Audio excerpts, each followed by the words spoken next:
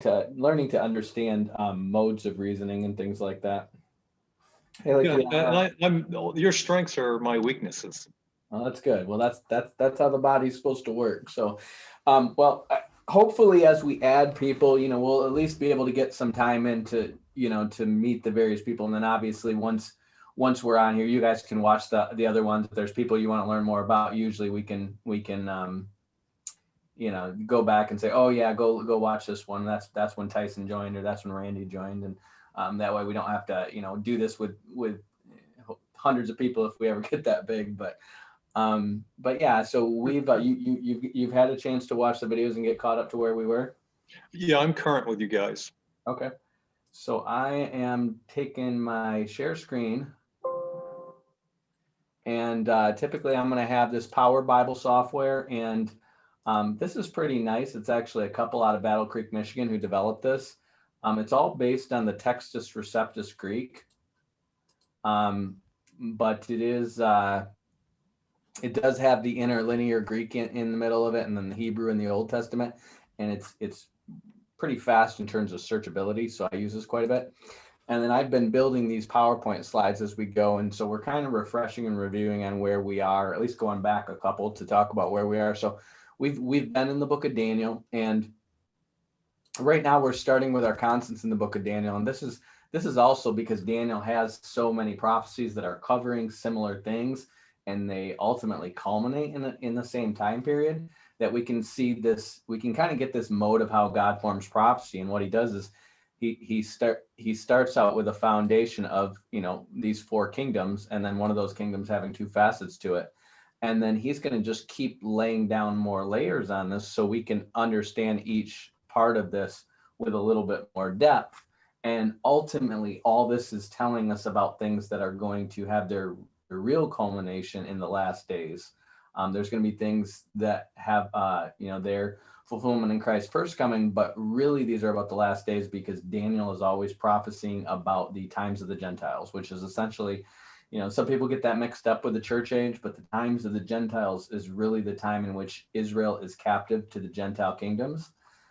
It starts when Israel is sacked in the days of Jeremiah, and Daniel would have been one of the young Jewish, basically teenagers of probably some form of royal lineage and some aristocracy that would have been deported to Babylon early on before the city was destroyed. And so he's monitoring this destruction of Jerusalem in his time. And Ezekiel would have been contemporary with him. And so that's why his prophecies are about that time of the Gentiles, because he's one of the first people taken out when that captivity is really beginning. So we talk about these four kingdoms, and it's important that we understand that God's doing things in this way, because he's going to lay down these four kingdoms, and then that fourth one has two parts to it.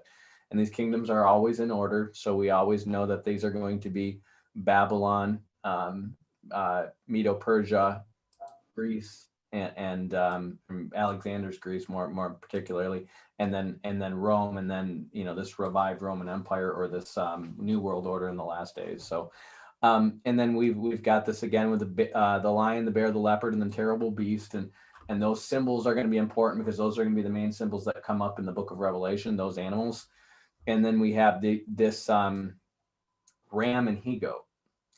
And the ram and he goat starts with a parable of basically the ram being Medo-Persia, and then the he goat is going to be Grecia. And this is something that we find, is that when you talk about the actual empire of the last days, the typology or the foreshadowing of the empire is going to be the Roman Empire. But when you talk about the actual person of the Antichrist, the foreshadowing of that is actually going to be out of these four kingdoms that come out of Alexander. So that's why the he goat splits into four, and out of one of the four, a little horn rises.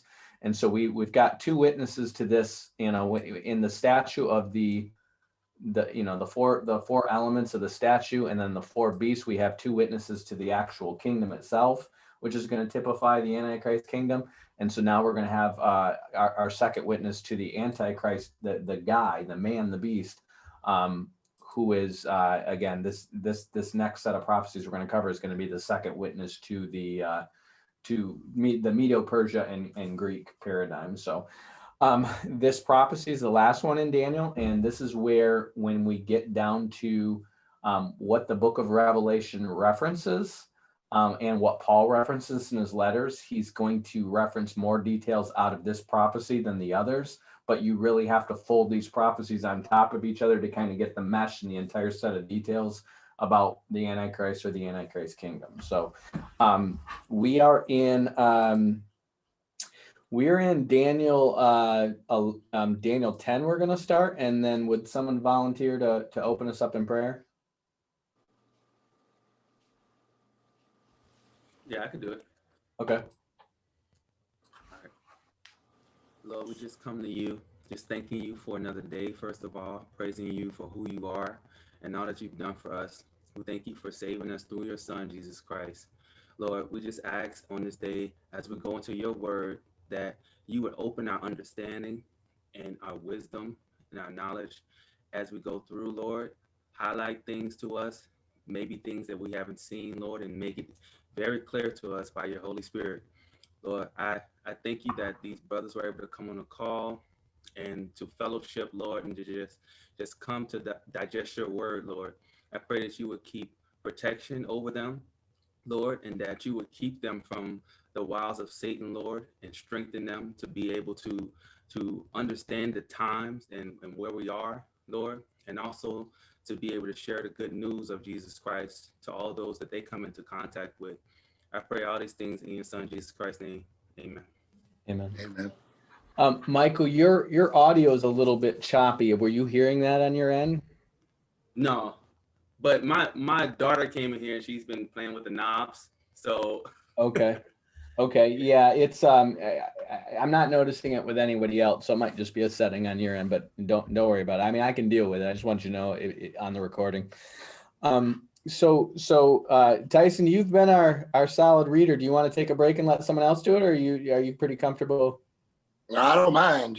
being the voice, $1 million voice? I'll be the guy. It doesn't matter.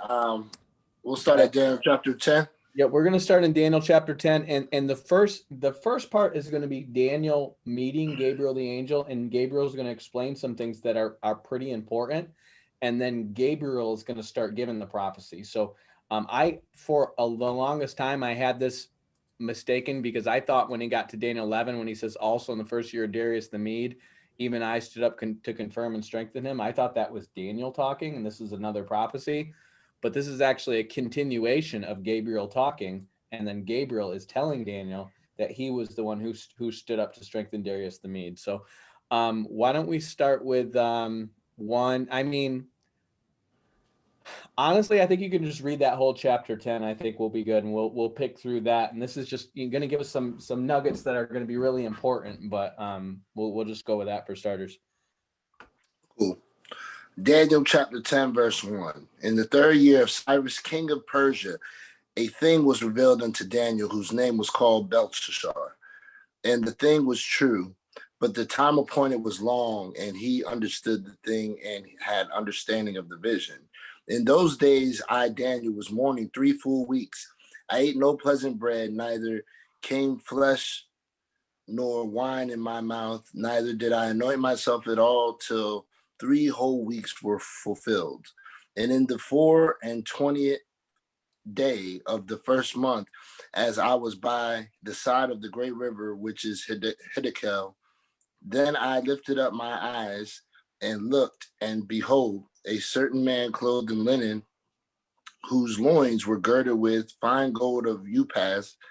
His body also was like the beryl, and his face was as the appearance of lightning, and his eyes as lamps of fires, and his arms and his feet like in the color to polished brass, and the voice of his words like the voice of a multitude. And I, Daniel, alone saw the vision, for the men that were with me saw not the vision, but a great quaking fell upon them, so that they fled to hide themselves. Therefore I was left alone and saw the great vision, and there remained no strength in me, for my comeliness was turned in me into corruption, and I retained no strength. Yet heard I the voice of his words, and when I heard the voice of his words, then was I in a deep sleep on my face, and my face toward the ground. And behold, an hand touched me, which set me upon my knees and upon the palms of my hands. And he said unto me, O Daniel, a man greatly beloved, understand the words that I speak unto thee, and stand upright, for unto thee am I now sent. And when he had spoken this word unto me, I stood trembling. Then said he unto me, Fear not, Daniel, for from the first day that thou didst set thine heart to understand and to chasten thyself before thy God, thy word were heard, and I am come from thy words. But the prince of the kingdom of Persia withstood me 21 days. But lo, Michael, one of the chief princes, came to help me, and I remained there with the kings of Persia. Now I am come to make thee understand what shall befall thy people in the latter days, for yet the vision is for many days. And when he had spoken such words unto me, I set my face toward the ground, and I became dumb. And behold, one like the similitude of the sons of men touched my lips. Then I opened my mouth and spake, and said unto him that stood before me, O my Lord, by the vision my sorrows are turned upon me, and I have retained no strength. For how can the servant of the Lord talk with this, my Lord? For as for me, straightway there remain no strength in me, neither is there breath left in me. Then there came again and touched me one like the appearance of a man, and he strengthened me and said, O man greatly beloved, fear not. Peace be unto thee. Be strong, yea, be strong. And when he had spoken unto me, I was strengthened and said, Let my Lord speak, for thou hast strengthened me. Then said he, Knowest thou wherefore I come unto thee? And now will I return to fight with the prince of Persia. And when I am gone forth, lo, the prince of Greece shall come. But I will show thee that which is noted in the scripture of truth, and there is none that holdeth with me in these things but Michael, your prince. Okay. So this is basically an intro, and they're just explaining who they are. And again, the chapter breaks are arbitrary. So we'll quickly get into chapter 11. But how many people are there with him? How many? They're angels, but how many people is he seeing?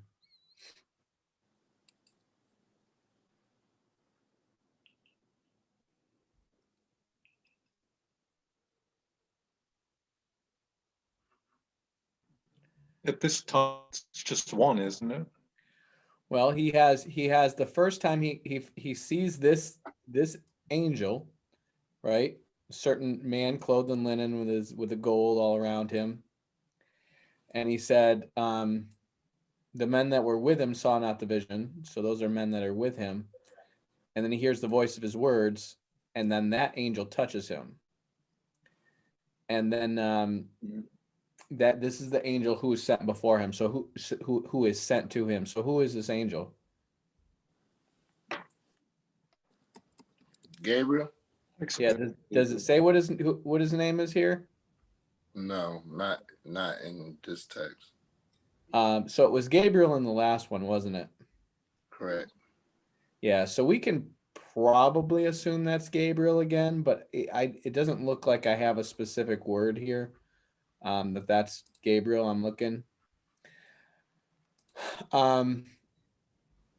So we have one angel, this angel who sent to him with his message, and we know Gabriel's been the messenger who's come to him in the past, and also the messenger who came to Mary. So we can probably assume this is Gabriel here. Some people think this is like a Christophany or the angel of the Lord, but there's nothing really in this because it's talking about how he's like one like the sons of men, but the angels appear as men all the time anyways.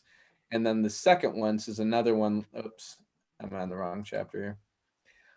And then You're still in chapter 11. I'm on chapter 10 now. Oh. Yeah, so let's see here.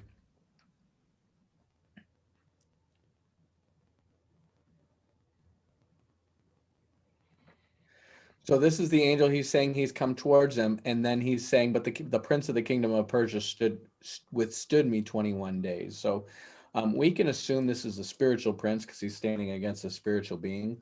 So this is something that you would have probably more in Hebrew mythology, but there are hints of it in like the Septuagint version, that the 70 nations, when they were divided up at the Tower of Babel, there's actually demonic angelic principalities that are given over them. So you hear Satan's kingdom referred to as powers and principalities and evil forces of spiritual wickedness in the heavenly realm. And so those principalities, just like a king is a king in a kingdom, a principality is a prince and a principality. So that it's a dominion of a really a high level demonic spirit that's over a region or a government or a kingdom. Does that make sense? So that is the watching angel who's been just like the world has been given over to Satan because of the fall. The various kingdoms, because of the Tower of Babel, have been given over to 70 angels. Because remember when God says, "Let us go down and confuse their languages." So that dominion of those various angels, those various languages, seems to be under the governance of an angel. So you have kind of, I'm sure there's shifting, nations, and nations are rising and falling and changing their names and growing and shrinking and whatnot.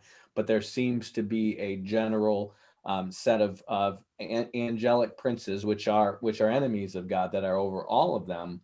But then God chooses out of those 70 nations Abraham, and he makes Israel a nation of his own possession. And so the angel that is over that nation, which is not of the 70, the prince, the prince that's over that nation is Michael. Does that make sense? So you can kind of see why, Jehovah's Witnesses and Seventh-day Adventists might want to conclude that Michael is Jesus, right? Because of that, because he's the prince that's over Israel in the angelic sense. Does that make sense? Yeah, I can see how they come to that conclusion. Are you guys familiar with that doctrine at all, that teaching? Yeah, they don't have really anything to back it up, but I know what you're talking about. Right, but you can kind of see from a conjecture standpoint, they're essentially assuming, well, if as an angel he's Michael, then in the flesh he's Jesus, and Jesus is just Michael incarnate rather than God incarnate. And so do you guys know, do you have answers for that, why we know that Jesus is God incarnate and not any angel incarnate? Yeah. We know that from Genesis 1, John 1. I mean, the sacred names of God, Yod-He, Vav-He, puts, Yahweh rained down fire and brimstone from Yahweh in heaven. We see that. What about actual prophecies about the Messiah, that he would be God? Do you guys remember any of them? Isaiah 9. Yep. For unto us a child is born, unto us a son is given, right? Yeah, Isaiah 9. And he will Isaiah be 7 too. Yep, Isaiah 7. God with us, right? And then he would be called Son of God. I'm sorry, Prince of Peace. Wouldn't Malachi be another one? Because in Malachi, he said that Elijah will be sent before the Lord. Before the great and terrible day of the Lord. Yeah. And you could see how some people might corrupt that, because John the Baptist said he wasn't Elijah, remember? He's spiritually, he's a type of Elijah, but he specifically said no when they asked him if he was Elijah. The child born, a son given, is both human and divine. Right. And he says he will be called, I think it's Wonderful Counselor, Everlasting Father, Prince of Peace, Eternal God. So that's very specific that the Messiah would be God. So that's the clearest proof text I have. I've got a friend who's struggling with somebody who doesn't believe that Jesus is actually God, and there's some people who can make an excuse for any verse you can throw at him, but that verse is very clear that the Messiah who is born unto us would be a son of man, but also God. And so That's important. That's kind of an aside here, but I just want to get into that. So Michael is the prince, again, of all these angelic princes that are over the various nations. Michael is the prince that's over Israel, and that's why we're going to get into this in chapter 12 and also Revelation 12. That's why Michael arising or standing up or whatever is such a significant occurrence, because he was the one who's supposed to be guarding over Israel, just like these other princes are guarding over their nations. And so just like, I can't just go wandering through Germany or Russia without the okay of their government. When Gabriel tried to get to Daniel, he was withstood by this prince saying, essentially, you can't come through our government, because that was the government that held Israel captive. But because Israel was captive by God's decree, they're still a nation, but they're a nation in captivity. And so Michael is apparently able to intervene with them. And so Michael apparently helped them, and he helped the prince of Persia, or he helped. We're going to call this angel Gabriel, but he helped Gabriel by doing something with the prince of Persia. What would Michael have to have done to help him? If the prince of Persia is withstanding Gabriel, what would Michael have had to have done to the prince of Persia? Well, it's a roadblock that he had to overcome. Restrain. Right. He would have had to restrain him from enforcing that, that stopping Gabriel from passing, right? So he would have had to have gotten into his way, withstood him, blocked him, and restrained him, so Gabriel could get the message to Daniel, right? So there's our first hint of Michael in this restraining capacity in carrying out the works of God. But we're going to go forward, and we're going to go, we see one like the similitude of the sons of men touched his lips. So there is a second angel here, and I wanted to make that point because by the time we get to the end of this, there's going to be two angels present. So another one like the similitude of the sons of men touches his lips. He opens his mouth and spake unto him that stood before him. Oh, my Lord, the visions and sorrows turned upon me, and I retain no strength. And so basically it says, and then there came again, and there came again and touched me one like the appearance of the Son of Man. So see how you have two there? One like the similitude of the sons of man, and then there came again one that had the appearance of a man, and he touched me. So those are two different angels. And then he tells him, be strong. And then he tells him essentially, this is the messenger who brought the message. So I think these two angels are Gabriel and Michael. That's just my opinion, because he's telling him, the other guy helped him, right? So he says that the reason I'm saying this is because there's two angels standing there, right? And one of them says, there's one that holds with me in these things, but Michael, your prince. So I'm assuming the other one is Michael. So I don't think that's super important to argue over that, but that's just makes sense to me. So anyways, he says, there is one that holdeth with me in these things, but Michael, your princes. Or there is none that holdeth with me in these things, but Michael, your prince. And so this is what he's saying. He said, then said he, knowest thou wherefore I come unto me? And now I shall return to fight with the prince of Persia. So I think a lot of people always assume that Michael's the fighter and Gabriel's the messenger. But apparently whoever this angel is who touched him is going to fight with the prince of Grecia. So it looks like they both know how to fight, apparently. Because then the one who's fighting, he says, nobody stands with him but Michael, your prince. So it could be Michael there with him, or that could just be another messenger angel. I'm not quite sure. But anyways, he's telling him he's about to go fight with the prince of Grecia. And he actually says in another prophecy, remember how he's going to stir up Grecia against Persia? Oh, I'm sorry. No, he says right here, he says, and when I am gone forth, lo, the prince of Grecia shall come. So he says, I will return to fight with the prince of Persia. I'm sorry.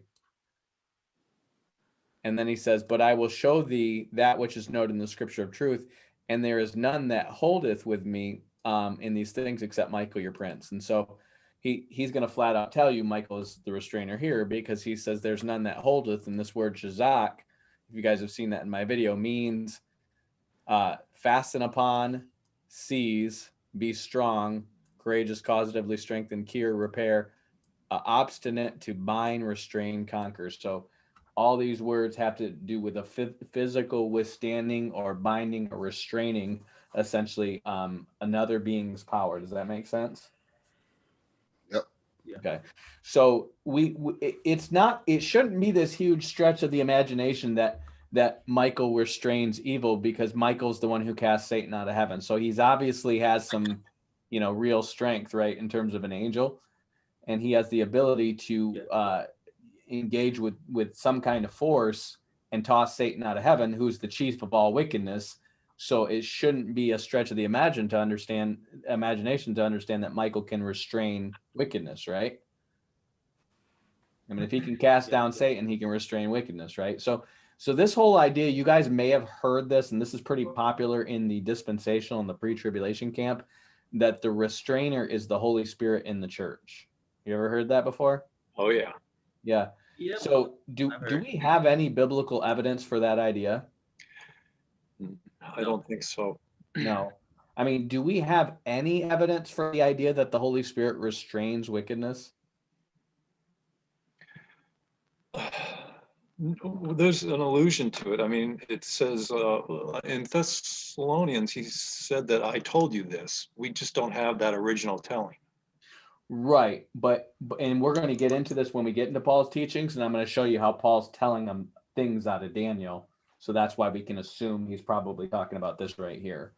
But there's nothing that really specifically says that it's the Holy Spirit holding back evil, right? Right. So that theory always came across well, but it's really weird. Up until probably the last 5 years, I've never even heard of anyone suggesting that Michael's the restrainer. And I don't even remember where I first heard it. But to me, it's just like you have this passage that says that Michael restrains with the angel Gabriel, and then we see Michael casting Satan out of heaven. So it doesn't just, it just seems easy to understand that Michael's the restrainer. But unfortunately, the reason that theory is so prominent is because they say, well, the Holy Spirit restrains evil, and so therefore the church has to be raptured in order for this evil to come about, because the church is able to restrain evil through their prayers. Again, there's nothing in Scripture that says the church is able to restrain evil through their prayers. Right? We can pray that God's will is done, but Jesus says evil will wax worse and worse. So it's obviously not his will to restrain evil from happening, right?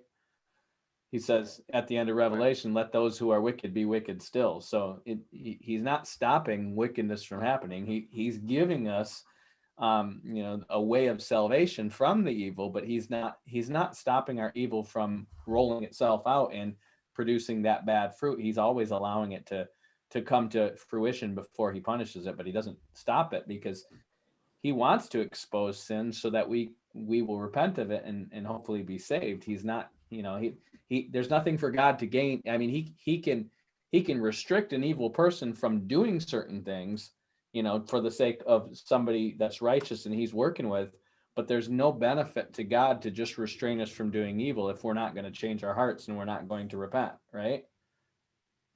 Right. He can keep us from actually doing things, and he does that by grace, but there's no real evidence that he's, keeping evil from growing worse in the world in general. So, when we think of restraining, again, in when we get to Thessalonians, that restraining work is really talking about the restraining of this mystery of lawlessness, which is really all of the paganism from, the Tower of Babel going all the way forward to culminate and re-emerge as the image of the beast, because that's really all the world's religions coming back together after the dispersion at Babel. And then once they're together, you have the image of the beast, that they're all worshiping one false religion and one false god. So that's what Michael's actually restraining from happening. And of course, when Satan's cast out of heaven, that's when that takes place. So anyways, you want to kind of have that and be able to reason that with people, because that doctrine that it's the Holy Spirit, and therefore you see it's circular reasoning, therefore we must be raptured before that. We're going to show you when we get to Paul's text that can't possibly make sense. It's circular reasoning, but it takes you on a loop of nonsense if you try to rationalize it in with the passages. And then this is just something really simple that most people don't consider. So I'm completely sold on the idea that Michael is the restrainer. So anyways, now we still have that angel who we're calling Gabriel talking here. and he's going to go on further. And we're going to have you, Tyson, start at 1 and probably read down to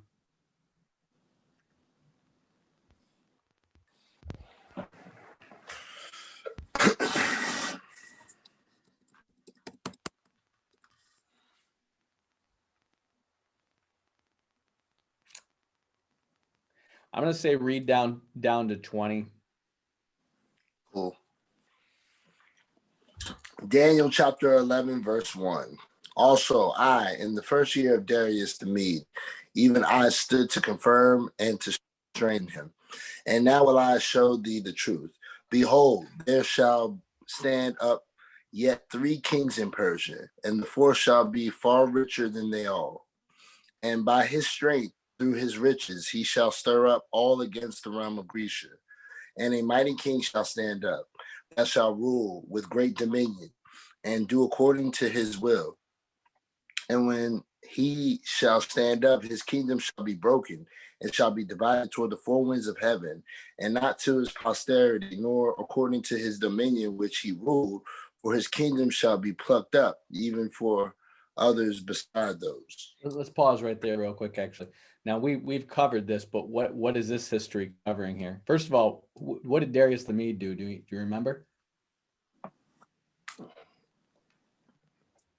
He took over Babylon, right? So that's Darius who sacked Babylon when Belshazzar was ruling with the writing on the wall. And we go from there, and he's saying now he's going to stand up 3 kings in Persia, or there shall stand up 3 kings in Persia.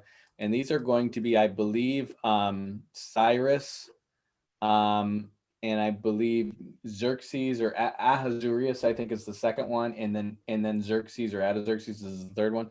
And these are going to be the main kings that there's other kings in Persian history, but these are going to be the main ones. Remember how we talked about those 3 ribs in the bear's mouth, or the 3 campaigns of the ram, how it went north and east and south.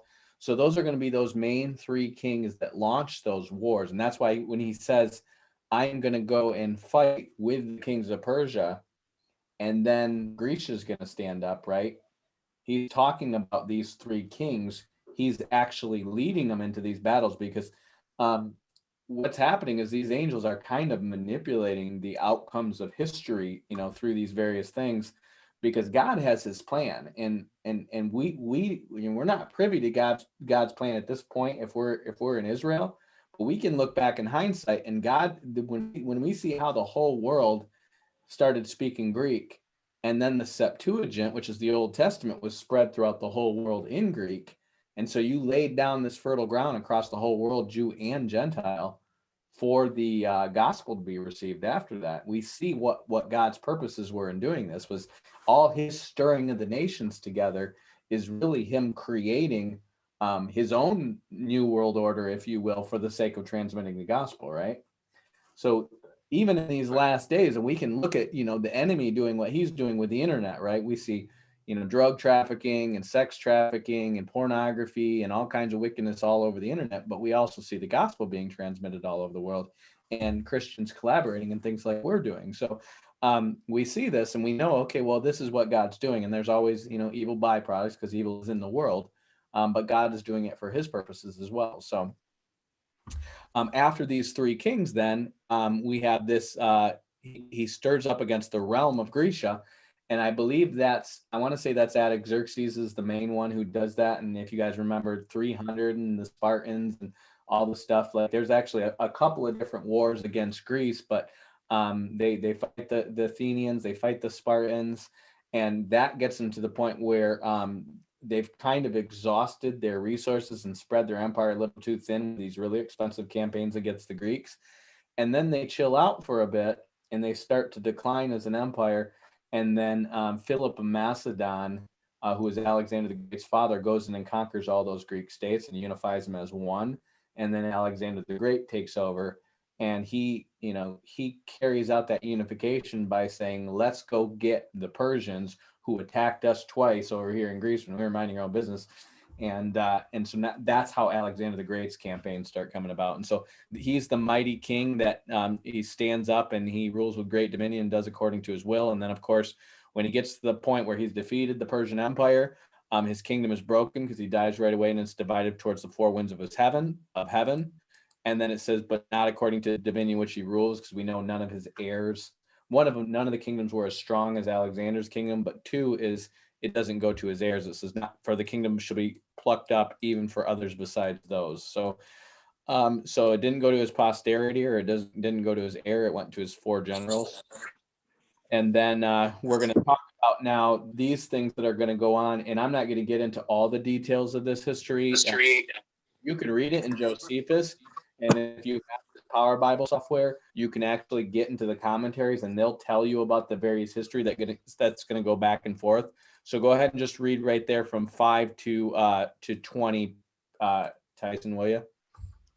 Daniel chapter 11, verse 5. And the king of the south shall be strong, and one of his princes, and he shall be strong above him and have dominion. His dominion shall be a great dominion.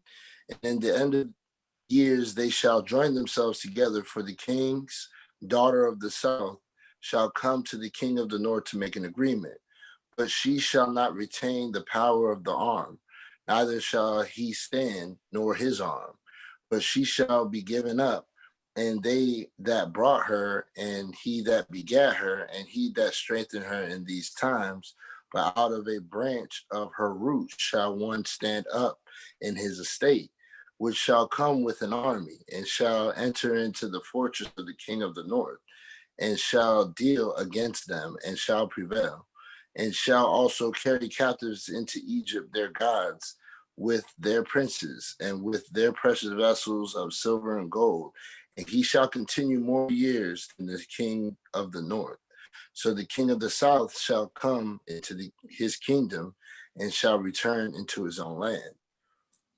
But his sons shall be stirred up, and shall assemble a multitude of great forces, and one shall certainly come and overflow and pass through. Then shall he return and be stirred up even to his fortress. And the king of the south shall be moved with choler, and shall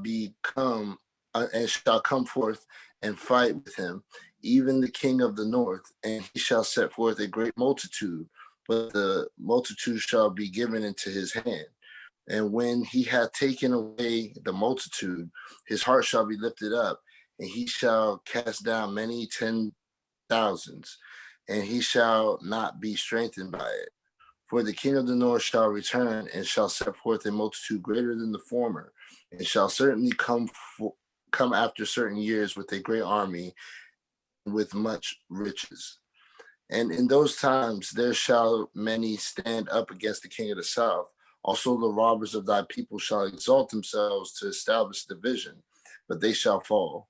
So the king of the north shall come and cast up a mount, and take the most fenced cities, and the arms of the south shall not withstand, neither his chosen people, neither shall there be any strength to withstand. But he that cometh against him shall do according to his own will, and none shall stand before him, and he shall stand in the glorious land, which by his hand shall be consumed. He shall also set his face to enter with the strength of his whole kingdom, and upright ones with him.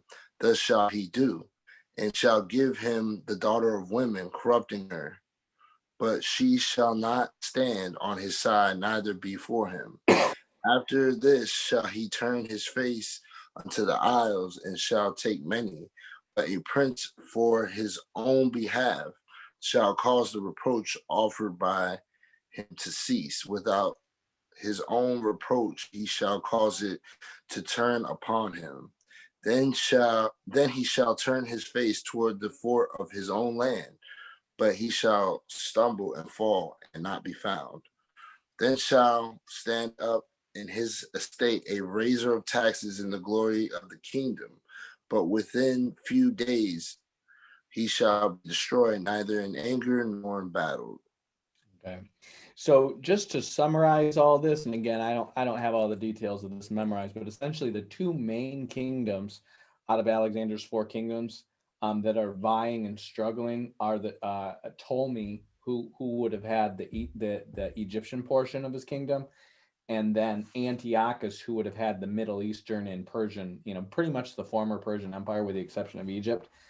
The other two kings, one of them would have had Western, or be Grecia or Western Turkey. I think that was Lysimachus. And then Cassander would have had what is modern day Greece and Macedonia or Yugoslavia area. He would have had the original kingdom of Philip of Macedon. So if you can imagine, and then Antiochus is going to absorb most of Lysimachus's kingdom as well, I believe. So you have Antiochus and Ptolemy being the main two who are going to fight. And then Ptolemy is the ancestor of Cleopatra. So if you remember years later, Anthony and Cleopatra, they're Ptolemies. Or not Anthony is Roman, but Cleopatra is a Ptolemy. And then out of the Antiochus, the Seleucids is actually the name of it, because the original ancestor's name is Seleucus. Antiochus Epiphanes, which is the famous guy who did the Abomination of Desolation in the days of the Maccabees, when you had Hanukkah and all that stuff. Do you guys know a little bit about that? Yeah. Okay, Yeah, so the Maccabees.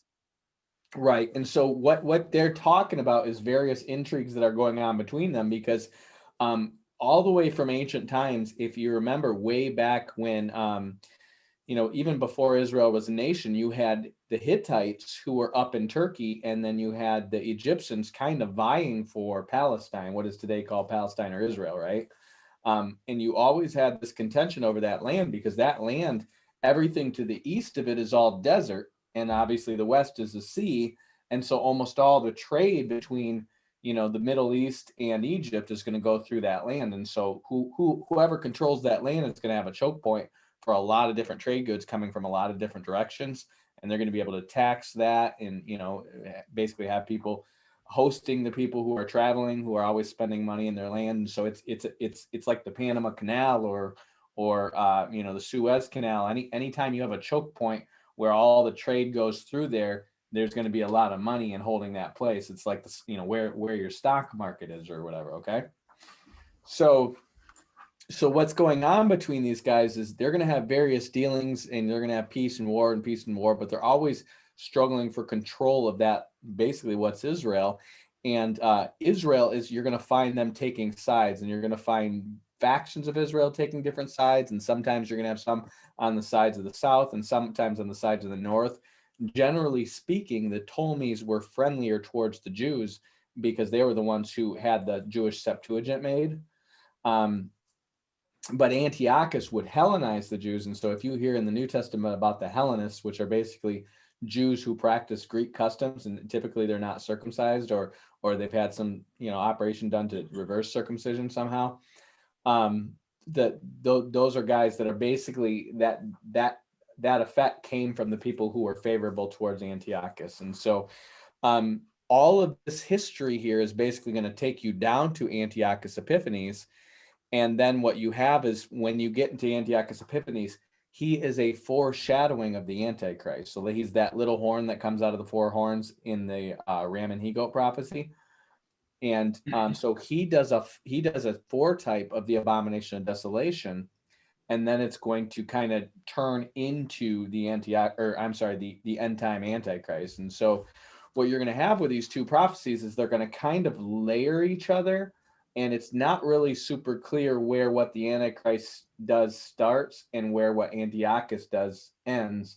But we can kind of learn the history about Antiochus and kind of know where the Antiochus stuff ends. And then we know this stuff past here is definitely the Antichrist, but probably the Antichrist is going to do some of these things that are similar to what Antiochus did before that. So I'm going to help you guys kind of navigate through that a bit to the best of my knowledge.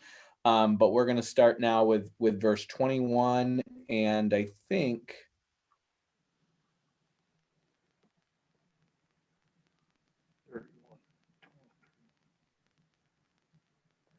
let's see. I think we're going to go let's just do 21 to 28. Daniel chapter 11, verse 21.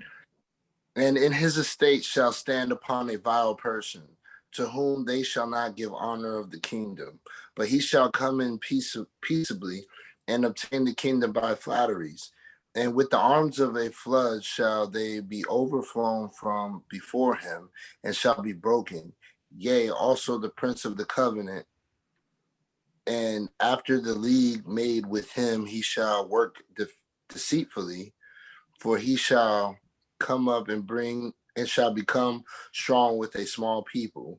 He shall enter peacefully,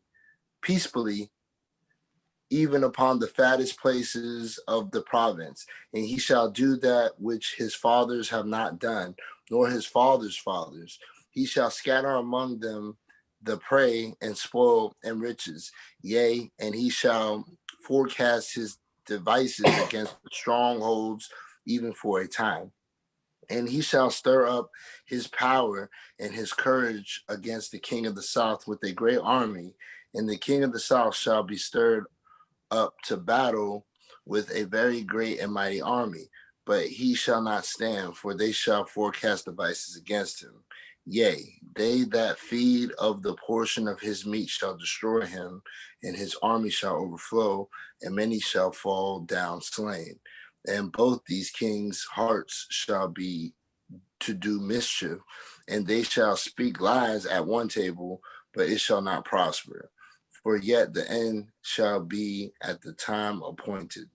Then shall he return into his land with great riches, and his heart shall be against the holy covenant. And he shall do exploits and return to his own land. Okay, so this is all kind of confusing, but I took some time to study Antiochus Epiphanes and the stuff that he did, and essentially he comes in and he seems to be using these Judaizer Greeks to really corrupt the Jewish people, and for a time that seems to lend to him having more power over that land. And so what he does is if you see, it says he shall become strong with a small people, right? So these small people would typically be the Hellenistic Jews, okay? And then he, it says he scatters among them the prey and the spoil. So the them are going to be the small people, which was going to be the Hellenistic Jews. And it says, and riches, and he shall forecast his devices against strongholds even for a time. So it seems like because he's got Israel on lock, that allows him to keep progressing in his wars and his intrigues against Egypt. This is probably going to mirror itself into the last days, because if you think about it, back then you had Hellenistic Jews, which were pretty much like secular Jews, and then you had like fundamentalist Jews, which were the ones who ended up being like the Maccabees and having that revolt, right? We'll see how we have that in modern times too. Oh, yeah, definitely. Right? Yeah. We've got like Orthodox Jews that are hardcore religious. We've got Zionistic Jews who are pretty almost combative about, seizing more and more of the, Golan Heights and things like that, and more of the West Bank. And then we have other Jews who are pretty secular that are, more around Tel Aviv, that are pretty worldly and atheistic, right?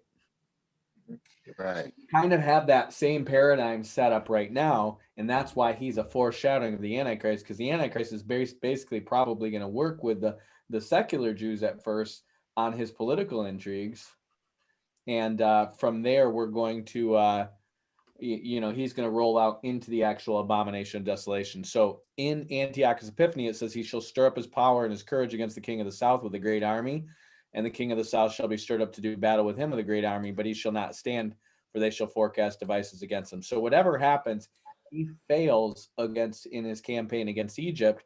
And it says, yea, they that feed of the portion of his meat shall destroy him, and his army shall overflow, and many shall fall down slain. So remember, he divides the prey and the spoil among the Grecian Jews, right? And then it says, they that feed in the portion of his meat shall destroy him. So those are apparently the Jews who are, getting rich off of his corrupting the culture, also betray him. And it looks like it says his army shall overflow and many shall fall down slain. So whatever happens, he is betrayed, it looks like, by the Jews, and his army is defeated by the Egyptian army. So we don't know exactly what happens. Again, you guys can do that study. If anyone wants to bring a report on that, that's more clear. You can have the floor. I'd love to hear that. I just want to focus more on the end time stuff right now. Anyways, it says, so both these kings' hearts shall be to do mischief, and these are talking about the two kings, right? The Egyptian king and then the Middle Eastern king. And then it says, they shall speak lies at one table, but it shall not prosper, for the end is at a time appointed. So it says, then he shall return into his own land with great riches, and his heart shall be against the holy covenant, and he shall do exploits and return to his own land. So that's when he turns against the Jews, and that's when he commits the ancient abomination of desolation by slaughtering a pig in the temple. And so he does all this stuff, and then he goes away basically back into, I think Antioch was his city, and Babylon, I think, was his city. I'm not sure where his capital would have been at those times, but those would have been two of his main cities. And then it says, at the appointed time he shall return and come towards the south, but it shall not be as the former as the latter. So in Antiochus's history, he actually gets exiled by the Romans, and I think that might be part of the intrigues with the Jews. And he gets exiled back to Greece. And he eventually comes back to Greece, and it's interesting. He sneaks back into Syria with the help of the king of Pergamum, which, remember where Pergamum is in Revelation, where Satan's throne is? Yeah, Satan's throne. Yeah. Turkey. Right. So in the ancient time, it's the king of Pergamum that helps Antioch come back. And I find that intriguing because it's Satan who helps the Antichrist rise from the dead. So he makes this comeback, and he tries to come back and reestablish his power and his kingdom in the Middle East. And the ships of Kittim, Kittim is actually Cyprus. But anytime you had a Western invasion, and Rome would basically take over Cyprus, and that's where they would stash their navy. It'd be like us having our bases in Japan or Okinawa or whatever, you know what I mean? Chittim would be the Romans' base into the Middle East to launch attacks there. And so the ships of basically Rome come against him, and he shall be grieved and return and have indignation against the Holy Covenant. So shall he do, so shall he return and have intelligence with them that forsake the Holy Covenant. So I'm sorry, maybe this is the point where he does the abomination of desolation. And then it says, and arms shall stand in his part, and they shall pollute the sanctuary of strength, and shall take away the daily sacrifice, and they shall make the abomination that maketh desolate. So again, all of this is fulfilled in Antiochus Epiphanes.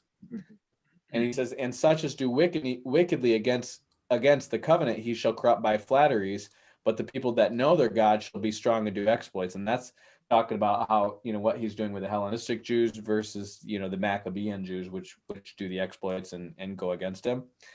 And then it says, and they that understand among the people shall instruct many, yet they shall fall by sword and by flame in captivity many days.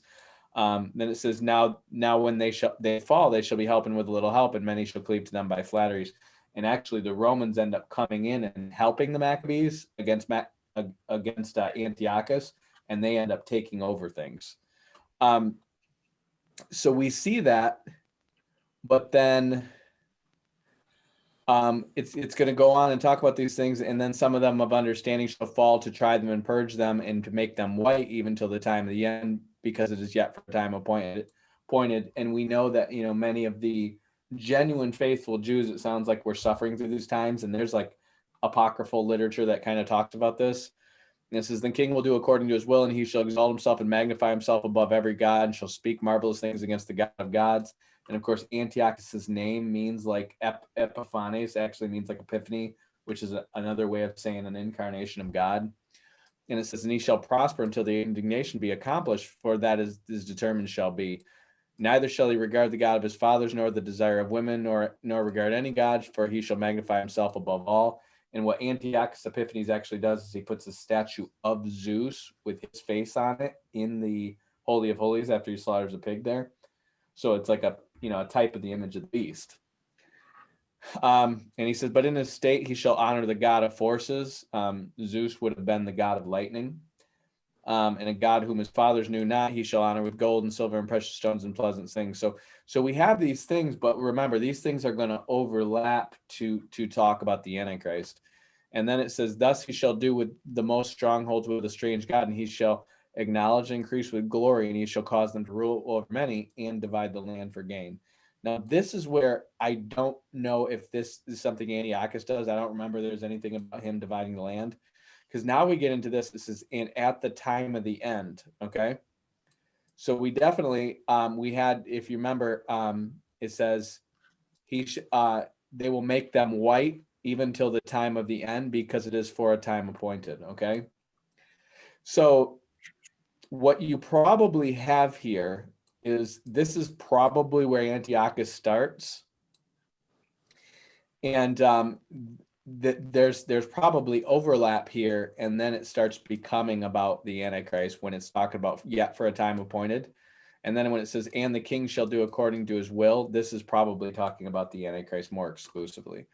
So if you get to the Antichrist doing according to his will, and he says he exalts himself and magnifies himself above every god and shall speak marvelous things against the God of gods, that's why Paul gets out of this, that remember he stands in the temple and says that he's God.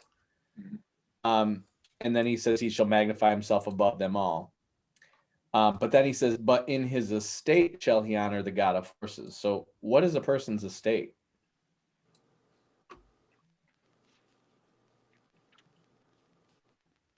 Their inheritance. Inheritance, right? And how would his estate be established? What would he have to do for his estate to be given?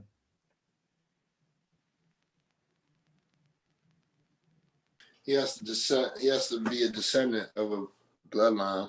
Well, what else? Yes, a right of will. Right, and what else? According to Hebrews, what do you have to do for a will to be enforced? Someone has to die. Someone has to die, right? So you see how we have here how he does something here. He basically blasphemes and says he's God. This is him standing in the temple and saying he's God. But then it talks about in his estate, which would mean that would be what happens after he dies.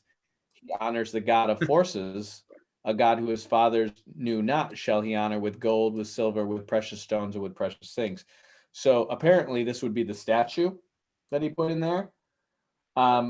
So we see now how what Antiochus did is kind of rolling over into the image of the beast, because what you have is the abomination of desolation starts when he makes that proclamation that he's God, but continues as long as the image of the beast is set up in the temple. So that's those two things right there. And so he says, thus he shall do in the most strongholds with a strange God, whom he shall acknowledge and increase with glory, and he shall cause them to rule over many, and shall divide the land for gain. So who are the them? When they're talking about they and them, who is the they and them that they're talking about in all these earlier passages?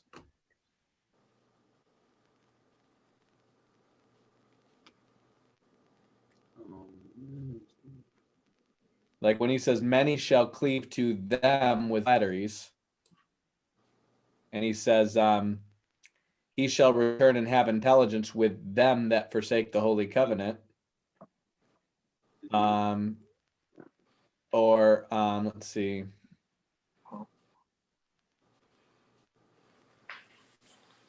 They shall forecast devices against him. They that feed in the portion of his meat shall destroy him. He shall become strong with the help of a small people. Talking about Israel. Right. Specifically, he's talking about the secular Jews, right? The Grecian Jews, right? Mm-hmm. So remember, there's always going to be in Israel, there's going to be believing Jews and unbelieving Jews, right? They're going to be the Jews that adopt the Greek culture, and then there's going to be the Jews that try to stick to the Bible for the most part, right? And that's why you have the Maccabees. The Maccabees were actually part of the priesthood that had that revolt. And then you have the Grecian Jews who are just selling out to whatever culture is taking over. So the they, the them, the small people, the ones he corrupts by flatteries, those who forsake the Holy Covenant, he's always referring to faithless Jews, okay? So, but he's not referring to all Jews. So you want to make sure you understand that, because there are going to be people who look at this form of interpretation and say, oh, that's anti-Semitic. But we're talking about unbelieving Jews who forsake their covenant, okay? We're not talking about Jews who take God's word seriously. We're talking about Jews that don't, okay? It seems like you could roll that back to verse 14, the violent men among you. Mm-hmm. Oh, all the robbers of thy people shall exalt themselves to establish the vision. To establish the vision, right? Yeah, that would be one I'd want somebody to do some research on, but I think you're right. I think it's, again, there are people who are apparently among the Jews who are more into intrigue and conspiracies, and are probably taking opportunity with that, which is why they're playing both sides. They're betraying Antiochus at one point, and then they're with him in another point. And so it's actually these false Jews really that are really what caused Antiochus to get so mad at all the other Jews and basically start persecuting them and outlawing circumcision and destroying the Holy Covenant and all that stuff. So it's very much like in the days of Christ, where you had the Pharisees and the Sadducees that stir up the Romans, or you have the Zealots and all this stuff that end up getting the Romans to destroy all of Jerusalem.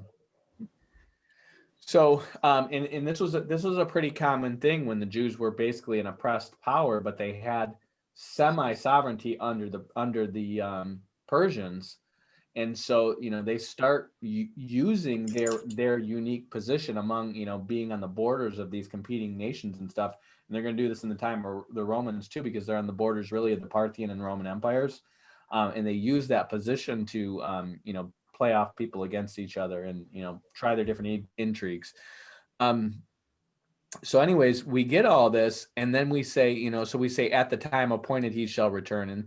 And this is where I say this is probably more about the Antichrist, because we're going to read how, we see the ships of Chittim coming against him. And as we go forward, we're going to see this mirrored in things that are specifically said about the Antichrist. We also obviously know the Abomination of Desolation is something the Antichrist does too. We know this, he says he takes away the daily sacrifice. It says he, in his estate, he honors the God of fortresses. That's the image of the beast. And then he says he shall do in the most strongholds with a strange God, whom he shall acknowledge and increase with glory. He shall cause them to rule over many. So the them that he's calling to rule over many, I think is referring to the unbelieving Jews. Okay. And then it says, and then he shall divide the land for gain. And so whatever he's doing, and this is where I believe this is ultimately going to roll out to Turkey and Israel and the Arabs all working together. And so the division of the land is ultimately going to be dividing the land between the Jews and the Arabs in order to create peace, in order to allow both the Muslims and the Jews to share in all the religious pilgrimages and eventually the economic advantages and the military advantages when he tries to basically institute all the image of the beast and the mark of the beast and basically take over the whole world. Okay. So we have this, and then we're going to get into verse 40, and we're really talking about how his end comes about. So again, we have in his estate. So that's how we know we have the image of the beast there. And it says, and thus shall he do in the most strongholds with a strange God, and he shall acknowledge and increase with glory, and he shall cause them to rule over many, and shall divide the land for gain. And at the time of the end so now we're at the time of the end. We're definitely in the end times here. It says, shall the king of the south push against him, and the king of the north shall come against him like a whirlwind. So again, all this stuff you see before this, and I don't know about this dividing the land for gain, but all the stuff you see before this could have been applied to Antiochus. Now we're in stuff that probably can't, because we see at the time of the end, the king of the south shall push against him, and the king of the north, which was Antiochus, but now this is a different king of the north. It says, shall come against him like a whirlwind, with chariots, with horsemen, and with many ships, and he shall enter into the countries and shall overflow and pass over. So again, if Antiochus's empire is in the Middle East, he wouldn't be the one coming against him with ships. So this is a different king of the north. And that's where I think this probably represents the remnants of NATO after World War III are probably going to have like the remnants of the U.S. Navy and the British Navy and all this stuff probably coming against him. But chariots are, I would assume, tanks, and ships are going to be actual ships. And so what you're seeing is the whole world start to come against the Antichrist after he institutes the image of the beast and the mark of the beast, because remember, there were 10 kings and he plucks up 3 of them, which that's what he's doing here. And then he tries to take over the whole world through his economic program. And that's when all the other kings of the earth try to band together against him. So you have the king of the north coming against him. And then it says, he shall enter into the glorious land. So that's going to be, remember how it said he went south and east and towards the beautiful land? Yep. So he would have been coming from the north and west, which is going to be either Turkey or Greece. And it says he enters into the glorious land, that's Israel, and many countries shall be overthrown, but these shall escape out of his hand, Edom, Moab, and the chief of the children of Ammon. And so what you have here is basically Jordan. For whatever reason, all these are in Jordan, and you could say Edom's partially in Saudi Arabia, maybe where Neam is, but even that's more Midian. I think Edom properly is Edom, Moab, and the princes of Ammon are all in Jordan. So it seems like the country of Jordan is left alone in all this for whatever reasons. But he probably overthrows Syria. He probably overthrows Turkey. He probably basically overthrows the Arabian Peninsula to essentially, get all this in his economic sphere. And then it says he shall stretch forth his hand upon the countries, and the land of Egypt shall not escape. So remember, we have the king of the south pushing at him, and that's probably going to be like a sub-Saharan African union, probably led by Ethiopia. And we're having this contention going on right now with the Ethiopians and the Egyptians. Do you remember what over? The conflict between Egypt and Ethiopia right now? No, I haven't seen anything on that. Ethiopia is building, it's called the Great Renaissance Dam. And in order to fill up this dam for this massive electrical project, because Ethiopia is becoming basically the center power of all of sub-Saharan Africa. And the reason is because they sit pretty much up in the mountains and the highlands of pretty much the whole continent of Africa. And most of the rivers of Africa flow down from Ethiopia towards most of the other parts of Africa, at least in the east. And so they're making these dams around it, and they're creating all this hydroelectric power and giving power and energy to all these different regions around them. They're selling that energy, and that's how they're becoming the strongest part of at least Eastern Africa. And then, of course, you got trade unions and stuff like that starting to form in Africa. Well, this Great Renaissance Dam is actually going to dry up the Nile River, which is a prophecy in Isaiah we'll get to later, that the Nile dries up into 7 streams. And it's because of that the wealth of Egypt is dried up, because their wealth comes from farming and irrigation and all the Nile River stuff. And so the Antichrist is actually going to use that as an excuse to go take over Egypt to supposedly help them against the Ethiopians. So it says he stretches forth his hand upon the countries, and the land of Egypt shall not escape, but he shall have power over the treasures of gold and silver and over all the precious things of Egypt. And the Libyans and the Ethiopians shall be at his steps. Some translate that they should be at his heels, but I believe it means that he's preparing to invade Libya and Ethiopia next. You see, what he's trying to do is take over the whole world, and his immediate interest seems to be to take over basically everything around the Middle East, and then he's proceeding from Europe. He's probably got Europe on economic lock right now because he's controlling all the oil. Now he's got Egypt, and he's controlling the Suez Canal, which means he's controlling all the flow of manufactured goods from India, China, Neam, wherever manufactured goods are made east of Africa. They're good, which all your cheap manufacturing hubs, Indonesia, Vietnam, and all that is coming from that direction.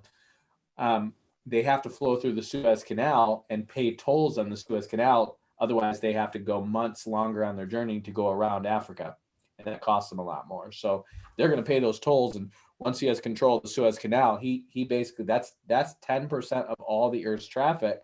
Plus, you probably have a lot more because Neom's going to be built there. And so you're going to have all this traffic that's flowing to Neom to build Neom, probably from Europe, probably from North America, because that's going to flow through the Mediterranean. And then all the stuff that flows from those manufacturing goods up to Europe is going to be in his control too. So once he controls the Suez Canal, and he essentially controls Neom, and he controls the flow of oil into Europe, he's pretty much got the whole world on economic lockdown. Like, it's just a matter of time before he's so rich and powerful that nobody can stand against him. So that's why they're all coming against him. So it says, but tidings out of the east and out of the north shall trouble him.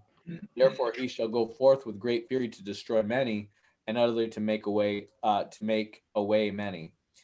And he shall plant his tabernacles of his palace between the seas and the glorious holy mountain. Yet he shall come to his end, and none shall help him. So again, when we take this block here of 40 through 45, and we see at the time of the end, right? We can actually take that back and align that. Where did it say the time of the end? 40. Well, the time of the end is at 40, but we had it earlier, and I'm trying to see where that is, where he says, and his estate, he shall enter peaceably. Oh, okay. The end shall be at the time appointed, right? So we have then he shall return to his own land with great riches. Well, his own land, again, Antiochus was sent back actually to Greece, which is why I'm still holding out there that the Antichrist could come from Greece instead of Turkey. But it seems like whatever he does in the Middle East, he goes back to where he came from for a time, okay? So when we have the end shall be at the time appointed, then he shall return to his own land with great riches, and at the appointed time he shall return. At the appointed time, verse 29, you can probably line up with verse 40 at the time of the end. And so those two things are kind of aligned with each other a bit. And so you have the ships of Chittim coming against him. You have the kings of the north. You have the kings of the east. You have the kings of the south. They're all pushing against him. And so it says he plants his tabernacles of his palace between the seas and the glorious holy mountain, and he shall come to his end, and none shall help him. So if you can imagine a map of Israel here,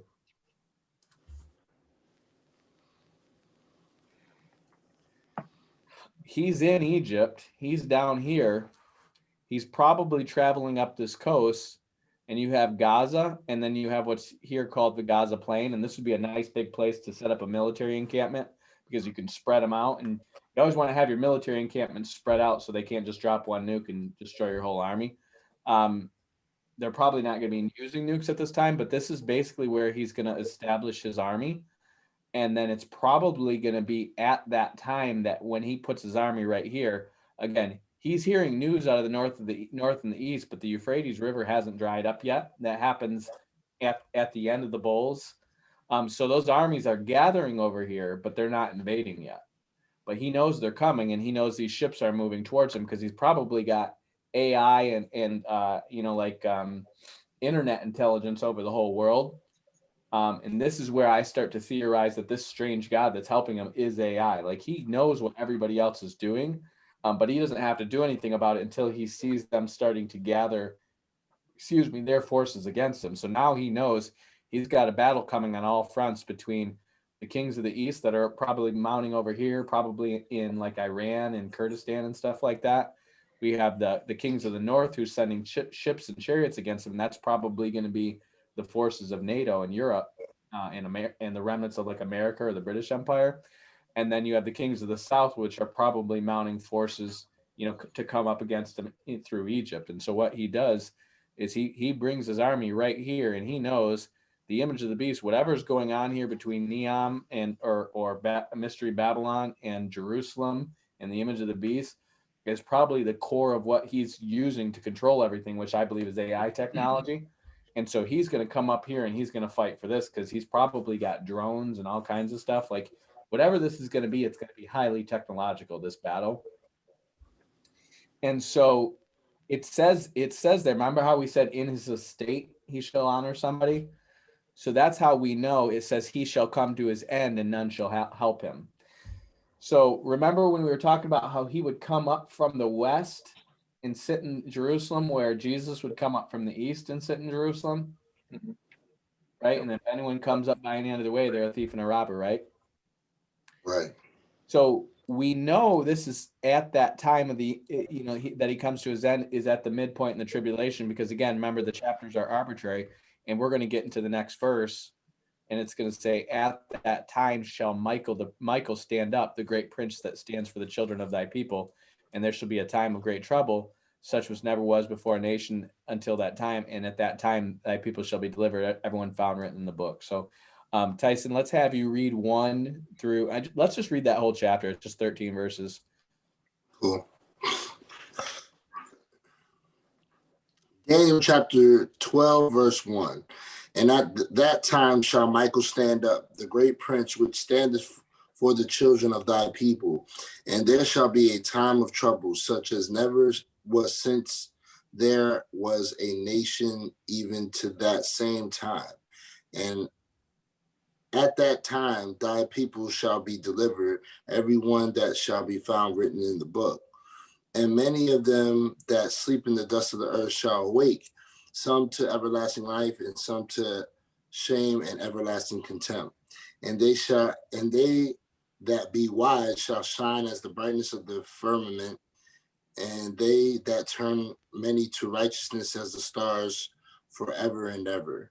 But thou, O Daniel, shut up the words and seal the book, even to the time of the end. Many shall run to and fro, and knowledge shall be increased.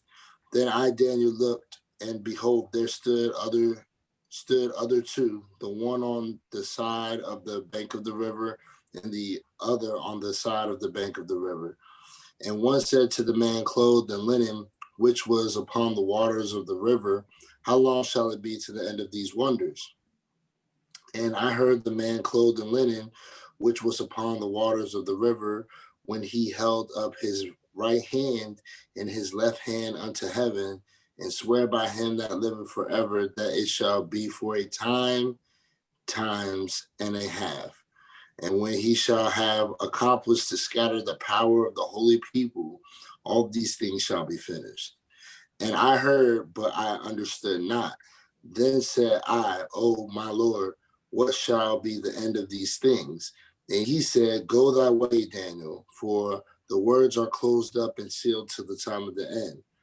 Many shall be purified and made white and tried, but the wicked shall do wickedly, and none of the wicked shall understand, but the wise shall understand.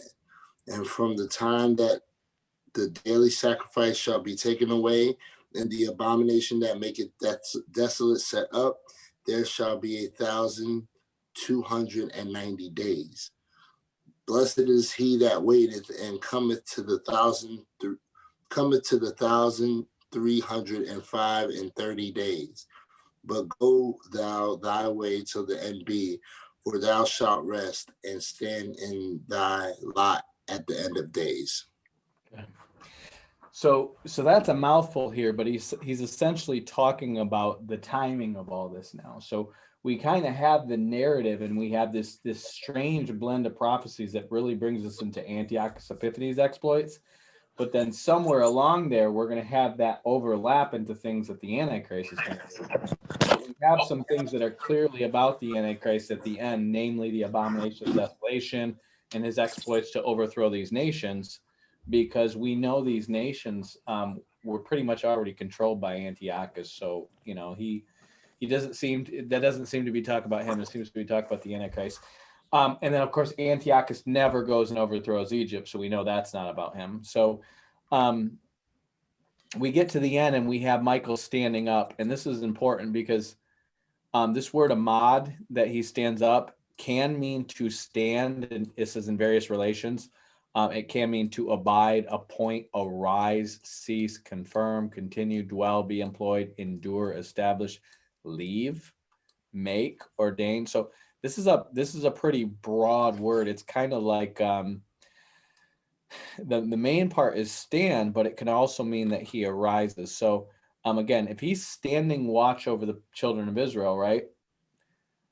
This is why I don't believe stand is probably the best word there, or stand up, because I see the word stand, stand by, stand fast, stand firm, stand still, stand up.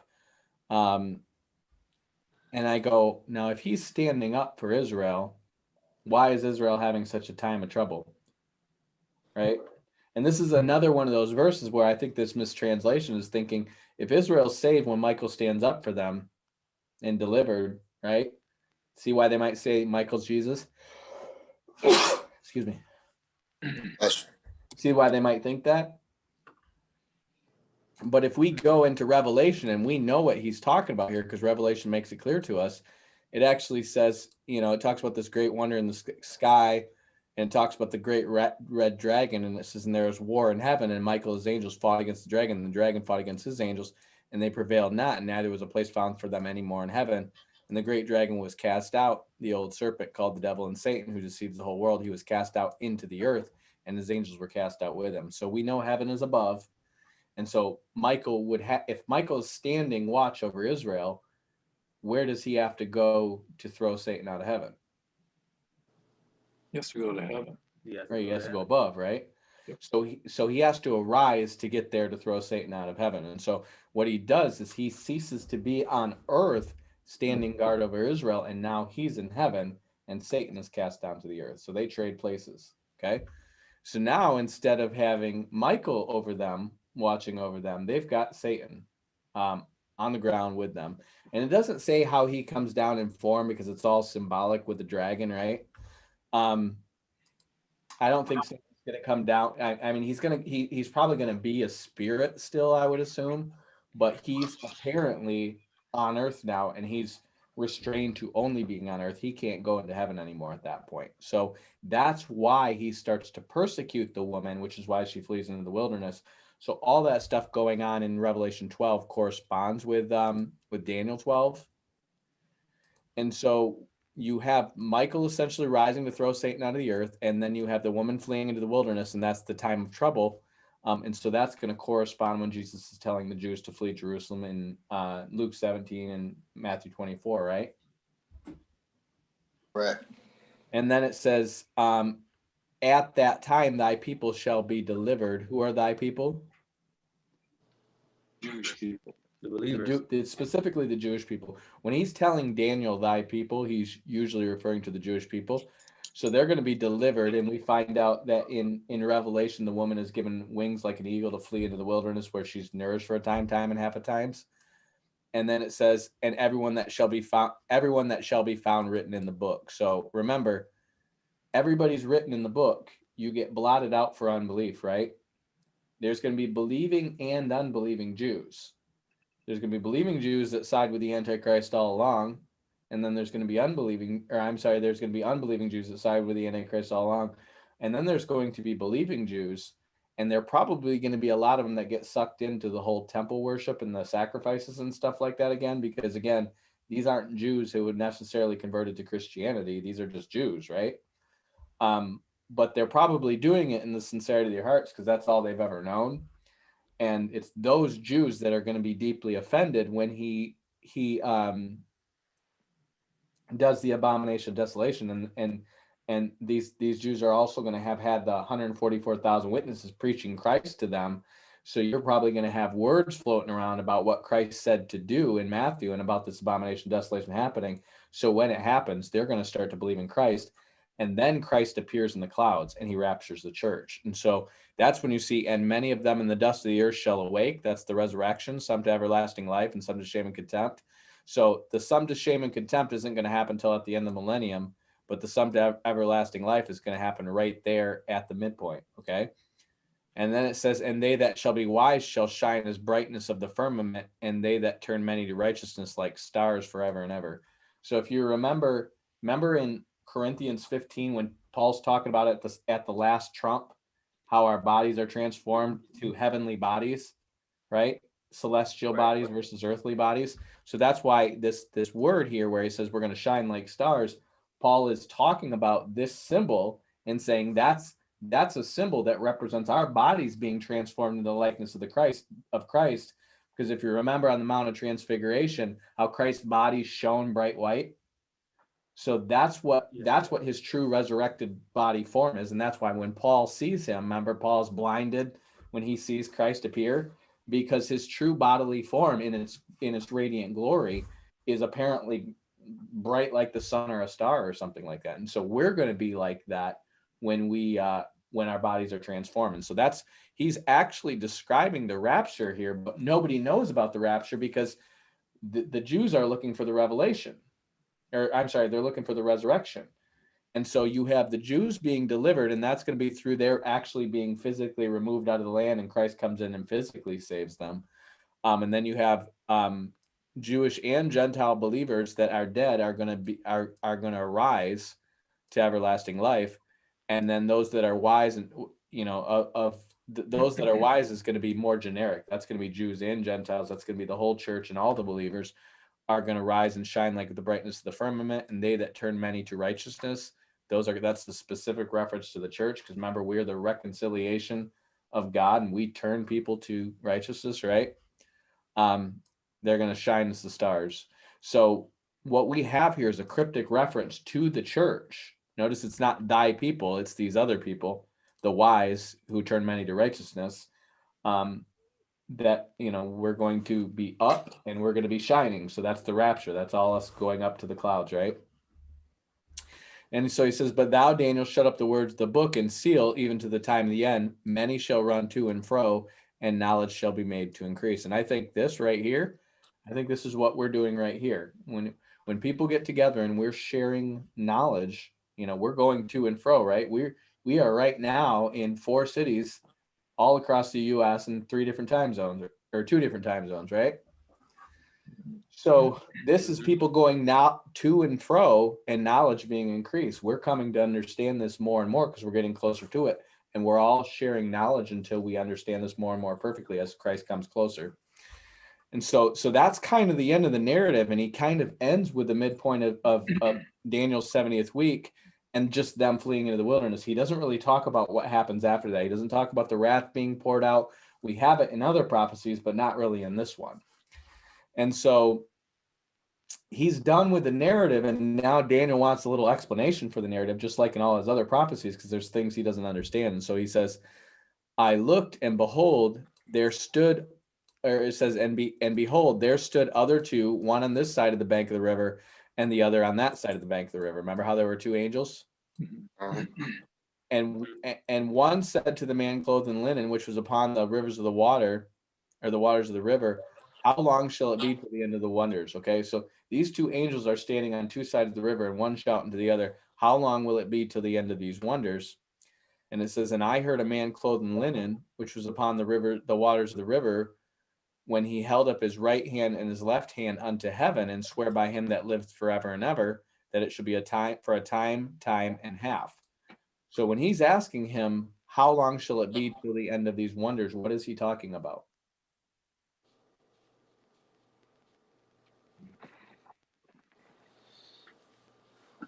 Well, let me phrase it for you this way. Is he talking about the first half or the second half? Second. Why is that? Did they explain to him any wonders that occur in the second half? Earlier there was an explanation of how many days it was from the time of the Abomination of Desolation, and there were 2 things, right? Well, we have that in other prophecies, and you're going actually a little ahead of us, Randy. So what we're trying to do, and this is where we get the confusion sorted out, is we try to go, what has Daniel heard and what is he asking about? So again, one angel saying to the other, how long till the end of these wonders, right? So these wonders are going to be everything that they were talking about until that time, right? Right. Saying how long until the ends of these wonders, because he just explained a whole bunch of stuff the Antichrist is going to do. He explained the Abomination of Desolation. He explained the Jews fleeing Jerusalem. He explained the rapture. He explained Michael casting Satan out of heaven, kind of all cryptically. And he said, how long will it be till the end of these wonders? So did he explain really anything that happens after the midpoint? No. No. So what he's asking is how long till all this stuff we just explained is done, right? And so he's explaining all that stuff that's up to the midpoint, where you would have the Jews fleeing Jerusalem, Michael rising to cast Satan out of heaven, the Abomination of Desolation set up in the rapture. How long until all that occurs, right? So he says, for a time, times and a half, and when he shall have accomplished to scatter the power of the holy people, all these things shall be finished. Okay. So what do you think he means by scatter the power of the holy people? The holy people, I don't believe, are the same as the Jews. Why is that? Well, it could be both Christians and Jews that are alive. Could be. What do you think scatter means? I think of the Garden of Gethsemane when the disciples scatter. Okay, so he strikes the shepherd and the sheep scatter, right? Mhm. Okay. Does something like that happen?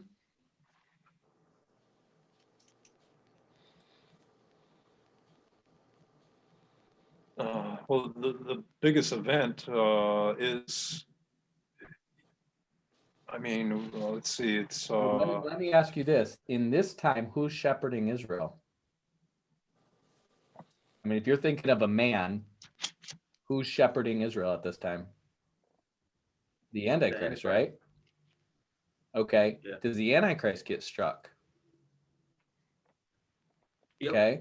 yeah. And then who scatters? When does the Antichrist get The struck? Jews. What's happening when he gets struck? Remember we talked about how he Abomination. right after he gets the abomination of desolation, the Lord actually appears and it says he's destroyed by the brightness of his coming. And I'm theorizing that that's a bolt of lightning.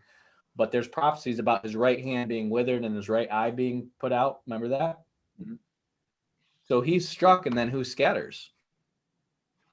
I imagine Jews would scatter. The Jews flee Jerusalem, right? But what you mentioned also Christians, right? What happens to the Christians at that time? The believing Christians will be caught up. The unbelieving ones, or the ones that were not looking for his coming or didn't see it coming, are going to be left behind. Right, and they're going to get killed probably for not taking the mark of the beast, and that's probably going to happen very quickly. So when we get to those parts in Revelation, we see it happening almost immediately after that. So you have the Jews fleeing, the church raptured, and then the remnant of the church that's left behind dead. Right. So he scattered the power of the holy people. So this is all either at or very shortly after the midpoint. Okay. So we have times and a half. And when he shall have accomplished to scatter the power of the holy people, all these things shall be finished. Now, I want to show you, remember that strike the shepherd and the sheep? That's in Zechariah, because that's cool that you brought that up. That wouldn't have naturally come to my mind, but that's why we add more people to the group.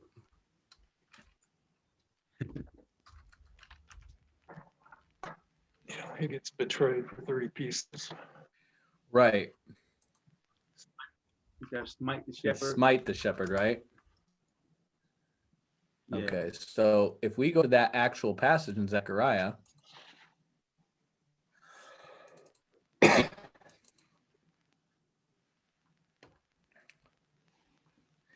says, "Awake, O sword, against my shepherd, and against a man that is my fellow, saith the Lord of hosts. Smite the shepherd, and the sheep shall be scattered, and I will turn mine hand upon the little ones. And it shall come to pass that in all the land, saith the Lord, 2 parts therein shall be cut off and die, and a third part shall be left therein. And I will bring the third part through the fire, and will refine them as silver is refined, and will try them as gold is tried. And they shall call upon my name, and I will hear them. I will say, it is my people, and they shall say, the Lord is my God." So when we're looking at the timing of this right here, does that sound like that's talking about Christ's first coming? No. No. It sounds like end times, right? Yeah. But so this is the mystery of all this, because the Antichrist is doing things that mimic Christ's first coming and Christ's second coming in everything that he does. That's why it's so important that we're looking for Christ coming in the clouds and nothing else, because he's going to be carrying out sign after sign after sign that people are going to be able to look at that and go, oh, wow, they struck the shepherd and the sheep scattered. Now they struck Jesus and his apostles scattered, right? And then they killed Jesus. And what happened after that?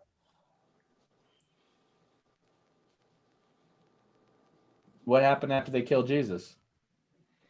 Death and resurrection. He rose from the dead, right? What happens after they strike the Antichrist? Ditto. They set up. He's this image of the beast, or some kind of pseudo resurrection is going to occur, right? It's probably not a true bodily resurrection like Jesus, maybe some kind of technological resurrection, something. Maybe it's just all a deception and an illusion. But the point is he's mimicking the death and resurrection of Jesus. And when he's struck and those Jews flee Jerusalem, it's going to be, in the minds of people who know their prophecies but don't know Jesus, it's going to look like all the prophecies are being fulfilled in this guy, right? So we want to keep mindful of things like that, because when we see those, key phrases and words, they are supposed to make our mind recollect to those other things. And that's why I always ask you guys things like, What do you think of, when you hear that word? Those are key phrases. And there's things that the Holy Spirit's going to bring to your mind from other passages. And it might seem like it's not related, because if I said that and you said what you said, Randy, your average person's going to think, well, no, that's talking about Jesus, not the Antichrist, right? Because we know that passage refers to Jesus being struck because they say it right in the gospel. But we can look at it right here and we go, well, wait a minute. 2/3 are cut off and die, and a third part goes through the fire. Do we know what happens in Jerusalem later on in Zechariah? Yeah, he comes to 14, he touches down on the Mount of Olives. Right, and the city is split, right? Yep.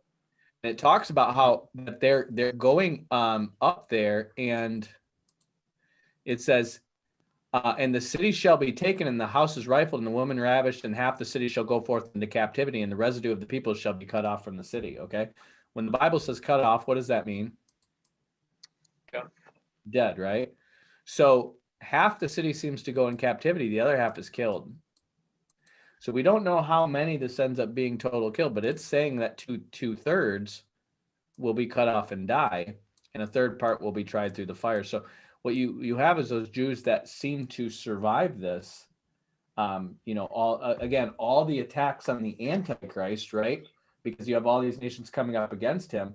These Jews are suffering for it because they got in bed with the wrong Christ, right?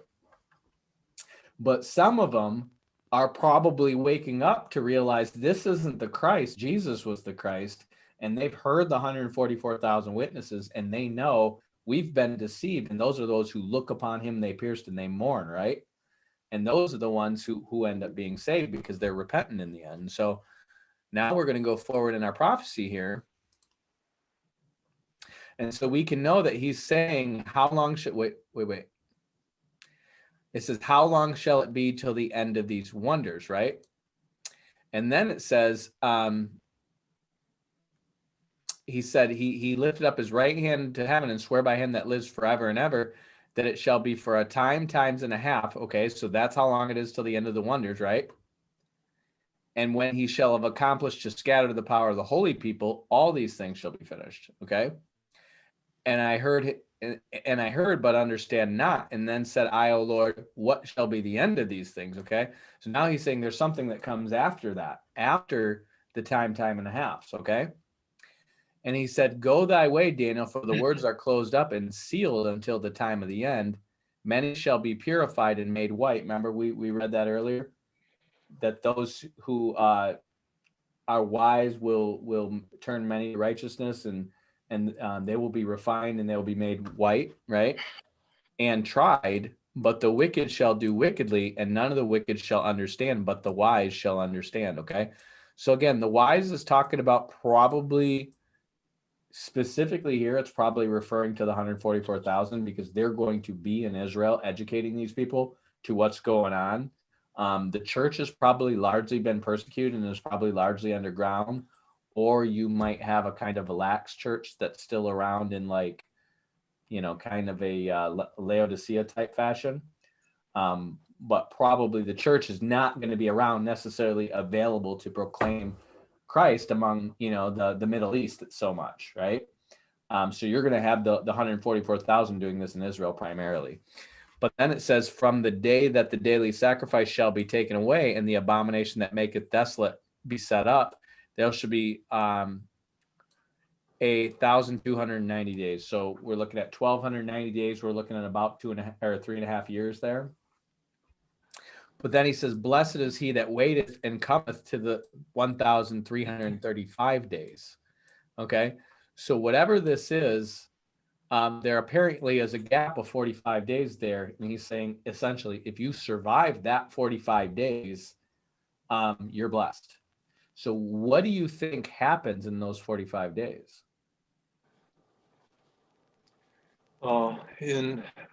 If it's all out for the Jews and they're running, they've got to somehow survive and live for another moon and a moon and a half.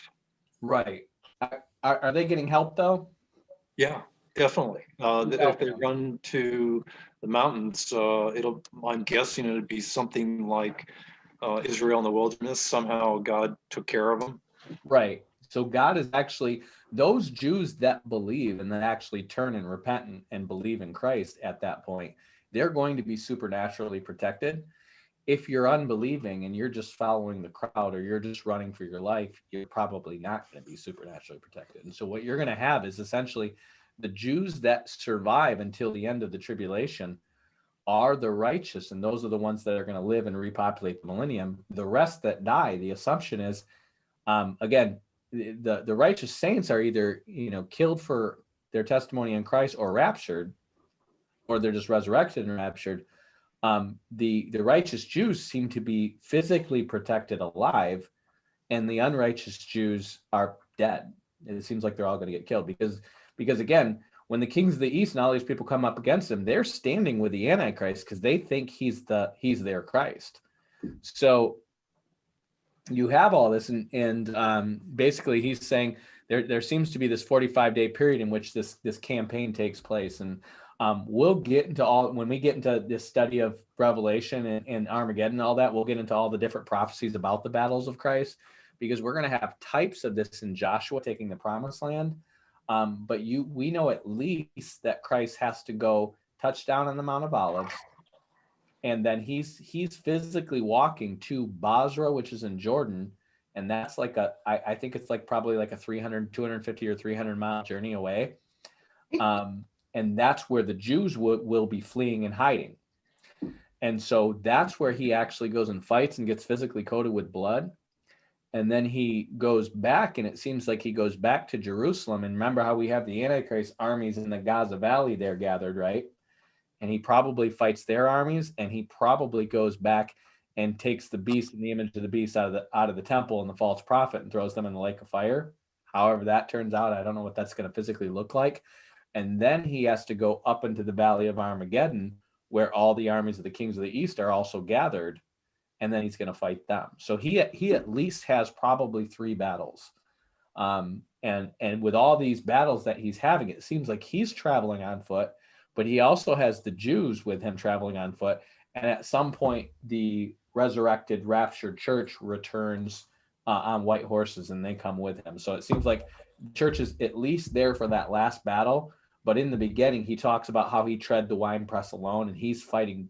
Somehow I don't even know what this is going to look like, but Jesus is going to fight in this city of Basra by himself against whole armies. And these are probably the armies that just got done destroying Neam, because Basra is literally probably, if you were driving, it's probably like a few hours north of there. So, I mean, you're probably going to have all these armies destroying Neam, burning it to the ground, pillaging it and all this stuff. And then they drive north of there, and that's where the Jews are in Basra. And that's where the southern armies of the kings of the east will meet Jesus. Then he fights the Antichrist armies, and then he fights the northern armies of the kings of the east.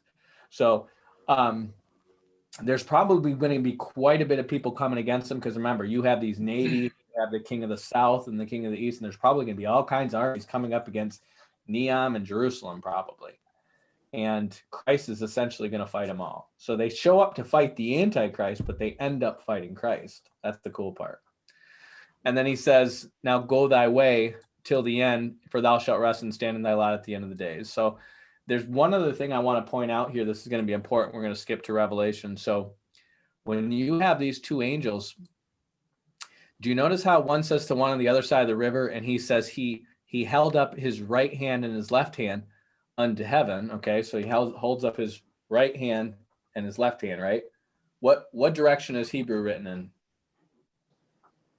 Well, it's opposite ours. Right, so it's right to left. So this would be the beginning and this would be the end, right? Okay, Right. So he's saying this is going to be a time, times, and half a time, right? Remember, this is all these things that they just prophesied about, which really started out talking about ancient times, but they end up talking about all these things that lead into the Antichrist, right? And he's saying all these wonders are going to be 3.5 years, okay? So then from there, if you go to Revelation chapter 10, and this is where he's getting ready to sound the 7th trumpet, which would be corresponding with these times.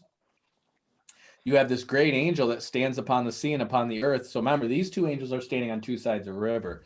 Now this angel is standing on the sea and upon the earth, and it says, it just says he lifted up his hand to heaven. So he's apparently just lifting up one hand, right? And he says, and he swear by him that liveth forever and ever, just like the other angel did, and created all things in heaven, the things that are in the earth and the things that are in, that there shall be time no longer. Okay. So remember how we talked about that time or delay until the Lord's wrath, right? So in Daniel, he's saying this is how long it will be until the end, right? But in Revelation, he's doing the exact same motion, but he's just doing one hand, right? Wow. He's at that same end where those angels are. Does that make sense? Yeah, that's the other hand. Right, because he's saying, but in the days of the voice of the seventh angel, so that seventh angel is that end of those wonders, and that's why it's an angel doing a very similar gesture. And he notice they both swear by him that lives forever and ever. You go back into Daniel, it says, he held up his right hand and left hand and swears by him that lives forever and ever. It'll be a time, and half a times. So that angel is telling you when the seventh trumpet is at a time, and half a times. He's lining up those 2 points. You see that? Yeah. Yep. So when you get to people who talk about the seventh trumpet being at the end, you want to show them these two symbols here because they line up. It's an angel giving one hand versus an angel giving two hands. But this one says time, and a half, and the other one says when the seventh angel sounds. So we know they're talking about the same point in time, which is going to be the midpoint. And then, we can show them Michael rising and cast out Satan. Those two things align. We can show them the Jews fleeing and the holy people being scattered. That aligns, right? We can show the stars shining like the brightness, and we see the Son of Man harvesting the earth. That aligns, right? They're different symbols, but they're always symbolizing the same thing. We have Christ appears in the clouds, the Antichrist mouths off, and he gets shot down, right? Then we get the Jews fleeing Jerusalem, and then we get the rapture occurring. And it's all in the exact same order and the exact same timing that we saw when we first went on our first prophecy, which was Luke 17, remember? So you're fleeing and you see one taken and one left, and so again, what we want to do if we're ever teaching this to somebody else is just show the consistency, right?